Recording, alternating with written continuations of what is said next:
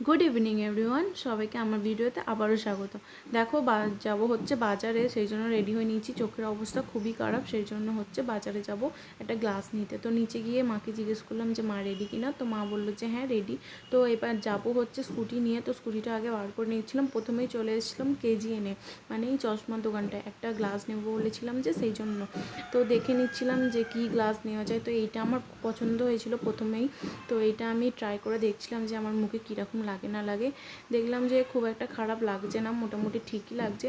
তো এটাই নিয়েছিলাম। দেন আরও অনেক আমি গ্লাস ট্রাই করছিলাম, তো তার মধ্যে সবথেকে ভালো আমার এটাই লেগেছে, তো ওটাই নিলাম। দেন চলে গেলাম একটা ব্যাগের দোকানে, কারণ আমার একটা পিট ব্যাগ নেওয়ার ছিল। তো যাব হচ্ছে এক জায়গায়, সেই জন্য পিট ব্যাগ নেওয়া ছিল, এই ব্যাগটা নিয়েছিলাম। তারপরে আমার ফোনের গ্লাসটাকে চেঞ্জ করাতে গেছিলাম, কারণ ক্যামেরা খুব প্রবলেম হচ্ছিলো, তাই হচ্ছে গ্লাসটাকে চেঞ্জ করালাম। তারপরে হচ্ছে একটা স্টেশনারি মানে ঘরে গেছিলাম, তো সেখানে দেখলাম যে এই হারগুলো, শ্রীহরির হারগুলো খুবই ভালো লাগছিলো। তো একটা এইটা নিলাম, এই ডিজাইনটা ভালো লাগছিলো। তো কাকু আমাকে দুটো চকলেটও দিয়েছিল।